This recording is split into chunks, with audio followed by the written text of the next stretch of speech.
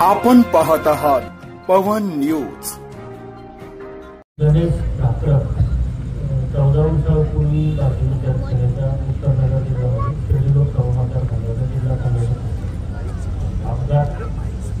अपघात झाल्यामुळे पिंजऱ्यावर असतो, परंतु निवडणुका जाहीर होण्याच्या अगोदर मनात ठरवलं होतं की गुहागरमध्ये जायचं आणि आदरणीय जाधव साहेबांची कृतज्ञता व्यक्त करायची। कारण ज्या वेळेला तृप्त झालेले बोटे निघून गेले, धनुष्यबाण गेला, नाव गेलं, त्यावेळी माझ्यासारखा शिवसैनिक अश्रू ढाळण्यापर्यंत काहीच करू शकत नव्हता।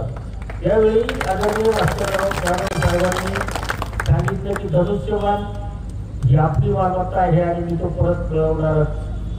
तर त्यांना वंदन करण्यासाठी आलो। तुमचं नेतृत्व उद्या राज्याचं नेतृत्व करणार आहे। माझ्या जीवनात पहिल्यांदा कोकणात आलो,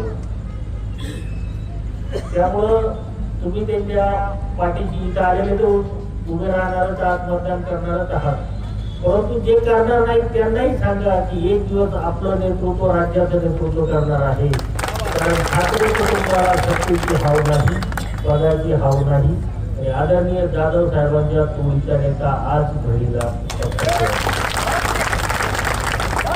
जाधव साहेबांचा, भास्कर जाधव साहेबांचा, भास्कर जागा बडो, भास्कर जागा बडो,